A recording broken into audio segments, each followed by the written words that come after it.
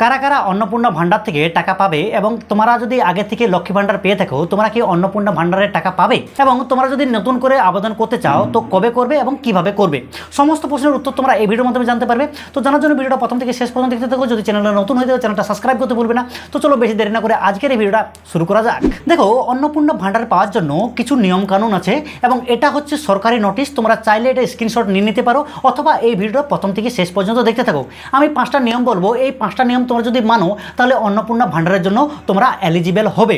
তো প্রথম যে নিয়মটা সেটা হচ্ছে তোমাদের বয়স কিন্তু 25 বছর এবং 60 বছরের মধ্যে হতে হবে।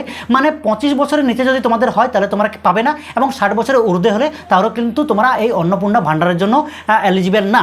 নাম্বার 2, তোমরা যদি সরকারি চাকরি করে থাকো বা পেনশন পেয়ে থাকো তাহলে কিন্তু তোমরা এই অন্নপূর্ণা ভান্ডারের জন্য এলিজিবল না। নাম্বার 3, তোমরা যদি সরকারকে ইনকাম ট্যাক্স দিয়ে থাকো তাহলেও কিন্তু তোমরা অন্নপূর্ণা ভান্ডার থেকে বাতিল পড়ে যাবে। নাম্বার 4, যে প্রশ্নটা আসছে যে আমরা আগে লক্ষ্মী ভান্ডার পেতাম তো আমরা কি অন্নপূর্ণা ভান্ডার পাবো কিনা, সরকার বলে দিয়েছে যারা আগের থেকে লক্ষ্মী ভান্ডার পেতো তারা কিন্তু অন্নপূর্ণা ভান্ডার পাবে। কিন্তু এসআইআর 2026-এর তালিকায় যাদের নাম বাদ পড়ে গেছে বা মৃত বলে ঘোষণা করা হয়ে গেছে বা যারা এক স্থান থেকে অন্য স্থান চলে গেছে বা ভোটার লিস্ট থেকে নাম বাদ পড়ে গেছে তারা কিন্তু এই অন্নপূর্ণা ভান্ডারের থেকে টাকা পাবে। তাছাড়া ভোট দেওয়ার আগে যে ভোটার স্লিপটা পাওয়া যায়, যারা যারা এই ভোটার স্লিপটা পাওনি তারা কিন্তু অন্নপূর্ণা ভান্ডারের জন্য এলিজিবল না।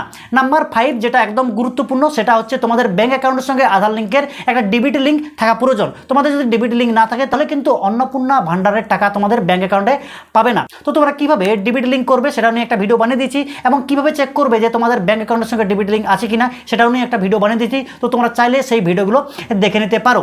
এবং সবার শেষের যে প্রশ্নটা সেটা হচ্ছে তোমরা নতুন করে কবে এবং কিভাবে আবেদন করবে।